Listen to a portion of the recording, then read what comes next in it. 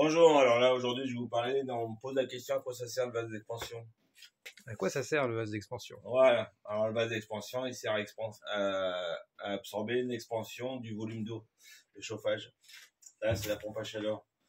Ça c'est posé sur le retour et quand votre chauffage passe en haute température, parce que c'est des radiateurs, de 20 degrés à 80 degrés, ben, le volume d'eau change. Mais pas l'installation, le volume de l'installation ne change pas, donc il faut absorber cette dilatation de volume d'eau.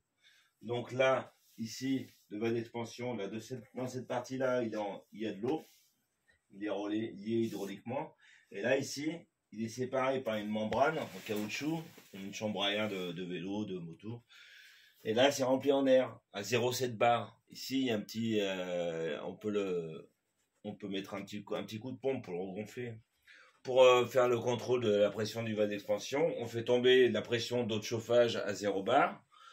On met au cul une pompe à vélo avec une petite graduation, puis on remet ici 0,7 bar. Voilà. Et après, on remet la pression à 1,5 bar dans l'installation. Donc là, le vase d'expansion, quand il va, le chauffage, il va monter en température. Le volume d'eau de chauffage va changer, mais ça sera absorbé par la membrane qui va se déformer dans le vase d'expansion, et la pression de chauffage va rester à 1,5 bar, comme ici là. Ouais, c'est le manomètre. Ici, c'est la soupape de sécurité de chauffage qui est arrêtée à 3 bars.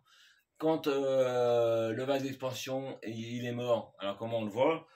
Alors en fait, ça se met à cracher ici. Et c'est bien qu'il y ait de la flotte qui tombe. C'est bien, c'est l'organe de sécurité qui protège l'installation. La membrane, là, elle est percée. Du coup, le vase d'expansion, ben, il se remplit entièrement de flotte. Du coup, il fait plus du tout son travail d'absorption de pression d'eau. Et ça monte à plus de 3 bars. Ça crache par ici. Et quand la pompe à chaleur, la chaudière gaz, chaudière fuel, elle tombe, elle arrête son cycle, et ben on retombe à 0 bar, puis il faut recharger en eau, et après ça remonte trop haut, ça recrache ici, etc.